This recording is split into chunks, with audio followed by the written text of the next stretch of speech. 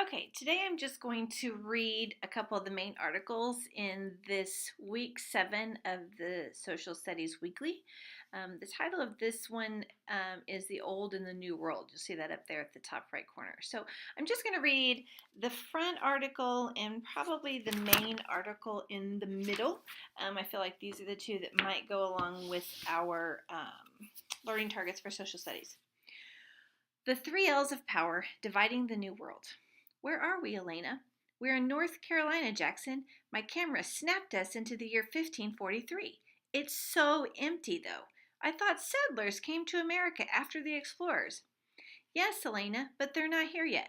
At first, Europeans had a very hard time colonizing the New World. But after Spanish settlers established St. Augustine in 1565, settlers began coming from France, England, and the Netherlands in hopes of a better life. More settlers came from Spain, too.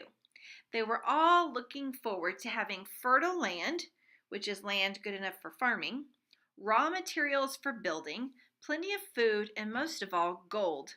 Little did they know there was no gold here. Not to mention that hundreds of colonists died of starvation, disease, and American Indian attacks. That didn't stop people from coming, though. The governments of Europe struggled for control of the New World, so they kept sending settlers. The competing countries did everything they could to stop each other from gaining control, even if it involved killing. Their way to power was through the 3 L's. I know they all wanted power. What are the 3 L's, Jackson? Okay, listen and... The first L is listening? No, Elena, you didn't let me finish. The first L is land. During the 1500s, the more land a country had, the more control it had over the world. European countries are fairly small, and the thought of gaining a huge amount of American land was really exciting.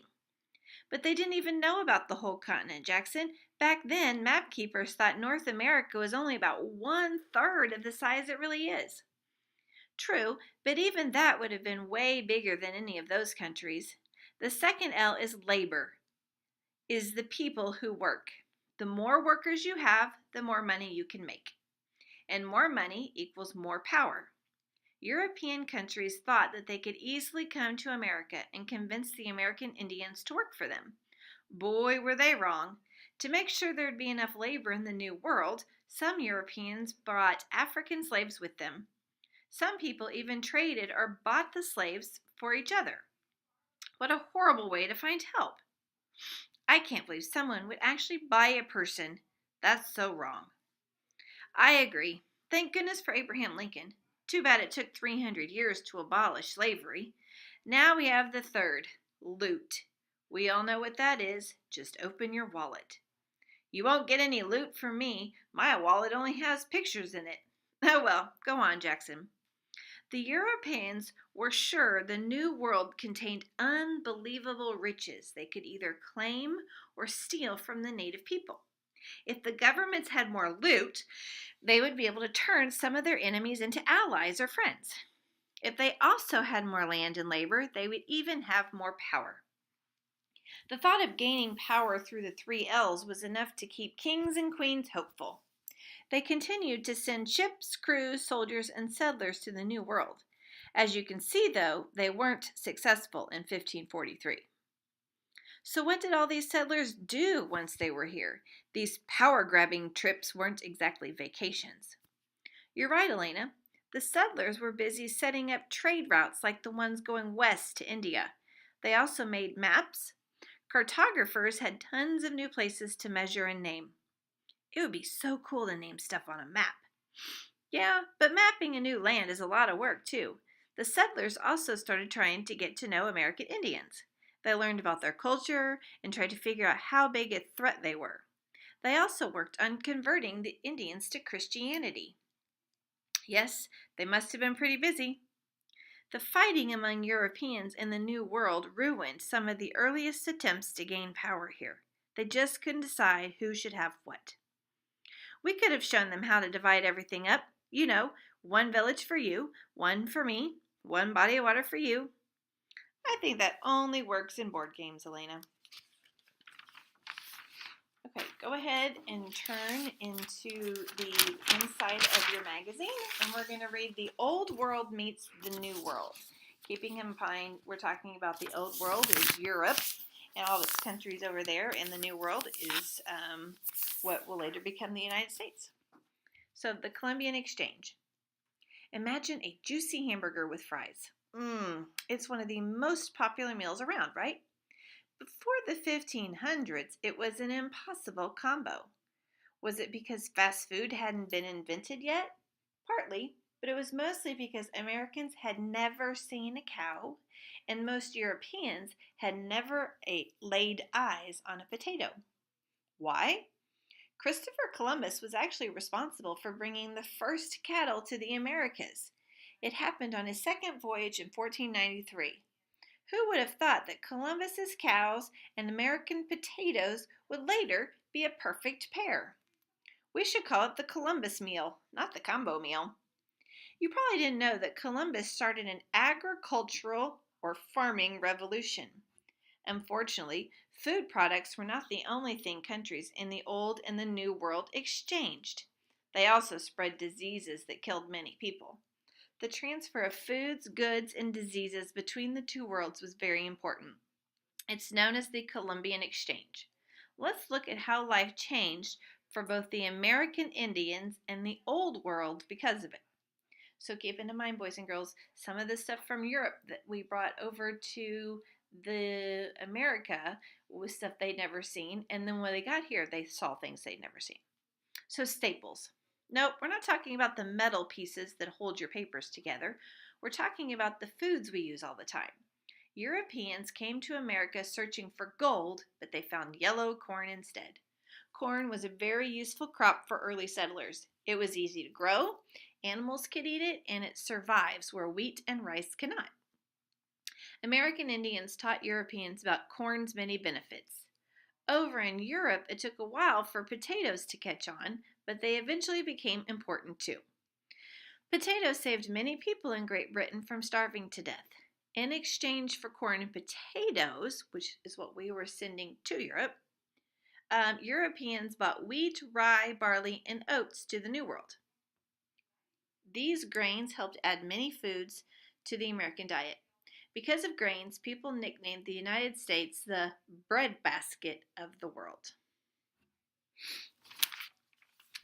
Turn the page to meats. Cows weren't the only animals that people brought to America. Spaniards also brought sheep, pigs, chickens, and horses. How could these animals survive long shipboard journeys? The ships had stalls with special harnesses that kept large animals from falling down. Over time, hogs and cattle replaced bison and deer at mealtimes and helped keep settlers and Indians alive. Plants. The Columbian Exchange also included several food plants. Sugar cane was one plant settlers brought to America. Imagine food without sugar. It's not so easy for us today, but American Indians had never tasted it until Columbus arrived. Good old Columbus, we need to thank him for everything being so sweet. When you think of oranges, do you think of Florida and California? Oranges are not native to North America. Columbus brought citrus fruits to the New World. American Indians, sailors, and settlers all got healthier because of the vitamin C in citrus fruit. Important plants taken back to the Old World were tomatoes, chili peppers, sunflowers, pineapples, and peanuts. Now, think about some foods we enjoy today. Spaghetti sauce would not have been possible without tomatoes from the New World. And what about peanut butter? Kids in the Old World were probably fascinated when peanuts arrived. Today, peanut butter helps keep children in Africa from starving. Tobacco was also an important plant settlers discovered. It was popular in American Indian ceremonies and soon became an addiction for many people in Europe. It's obvious they have never heard "be smart, don't start" in those days. People. Along with settlers came slaves. This was one terrible part of the Columbian Exchange. The Portuguese originally controlled the slave trade, but later French. British and Dutch sailors got involved. Europeans first brought Africans to the New World to work in fields and mines. Slave ships were jammed full with people, many of whom had smallpox, a disease that causes spots on the skin, or dysentery, which is a digestive disorder. Of the 10 million slaves brought to America between 1500 and 1900, over 2 million died of disease.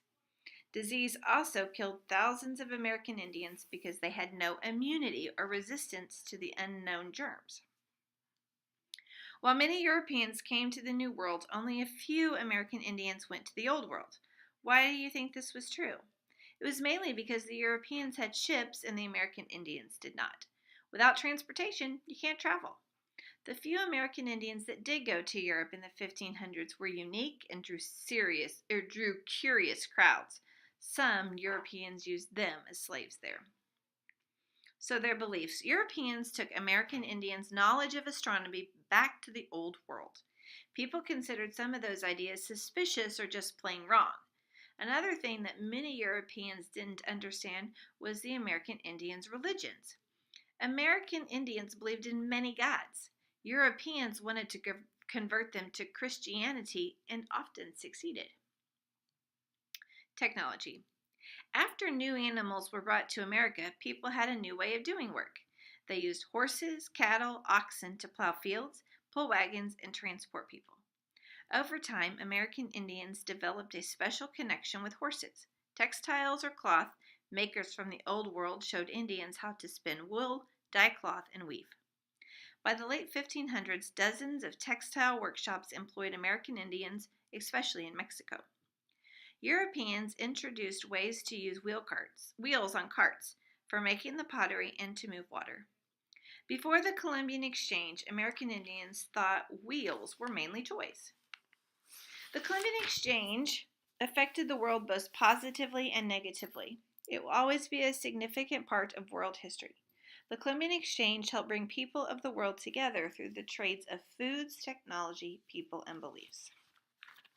Okay, boys and girls, just for a minute, look over at the map, and you can see the Old World. It's labeled there on the right, and all the things that they had in the Old World that they brought to the New World, which is America. And you can see where the New World in the red stripe is all the things that they had here that they introduced to the New World. So, as you can see, we did a lot of trading. Hey, look what we have, look what you have, let's trade. Obviously, the diseases are not on there. Think about if a lot of the Native Americans were exposed to the European diseases and they died because they didn't have immunity to those. They weren't used to those things. Okay, I'm going to stop there with the reading. If you have a few minutes still in your station, you may read a couple of the other articles down at the bottom.